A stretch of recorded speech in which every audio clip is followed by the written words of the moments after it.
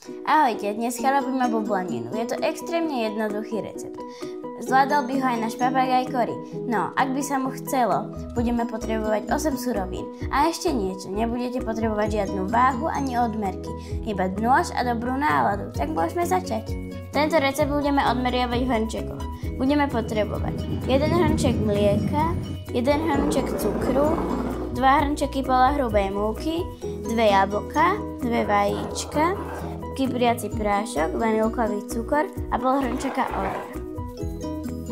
Pridala sa ku mne stelka, ktorá mi príde pomôcť s tým, že rozmiešame vajíčka s cukrom.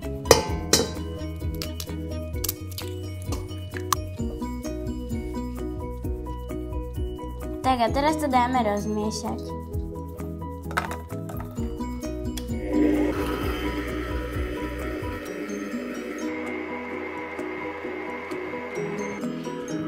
Teraz do toho pridáme tekuté suroviny. Olej, mlieko,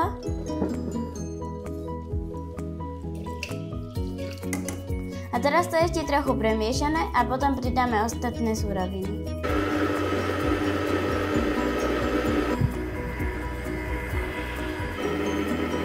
No a teraz tam šupneme múku.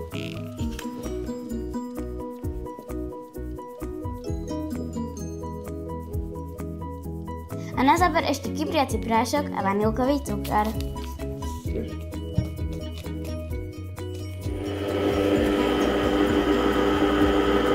A kým sa cesto mieša, my si nakrájame jablká.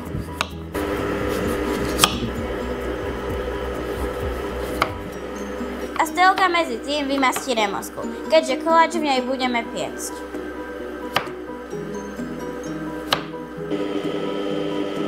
Cesto je hotové, teraz ho vylejeme do remosky a potom na ňo dáme jablká.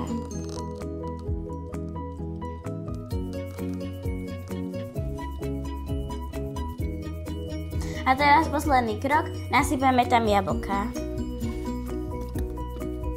V rúre to pečieme na 180 stupňov a 25 minút.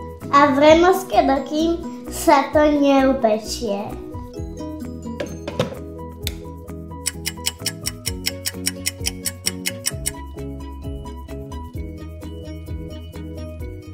Tak koláč je už krásne hotový. V remoske sa piechol trochu dlhšie, ale už je naozaj krásny. Už ho stačí iba fakt ochutnať.